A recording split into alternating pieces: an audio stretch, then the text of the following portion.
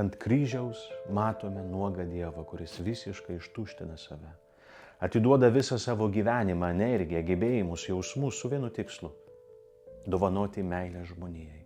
Jis dovanoja visiems – pašiepiantiems, kankintojams, geriems ir blogiems. Paskutinės pagundos kareivių, nusikaltėlių, religingų vadovų skambėjo taip pat. Jei esi Dievo sūnus, nuženk, parodyk savo galią. Bet Jėzus nenužengia, nes jo karalystė yra kitokia. Tai ne jėgos, ne baimės, ne dominavimo karalystė. Tai meilės karalystė, atleidimo karalystė. Karalystė, kurie Dievas išeina ieškoti, kur ieško pasiklydosios avelės, prarasto pinigėlio, sumuštojo palikto pakelėje, palaidūno sūnaus grįžtančio su sudaužytu gyvenimu. Čia visa Dievo širdis. Jis ieško, suranda, pakelia ir grąžina gyvybę tam, kas buvo prarasta.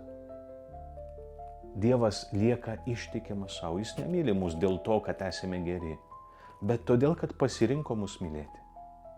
Nes meilė yra vienintelė teisinga kryptis, vienintelė vertinga, vienintelė, kuri iš tikrųjų gelbsti.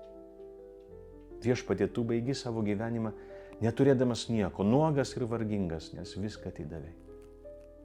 Aš irgi noriu ateiti į paskutinę savo gyvenimo dieną nuogas ir vargingas nuo savęs, nes viską būsiu atidavęs broliui ir seseriai, savo laiką, gebėjimus, savo širdį, savo gyvenimą.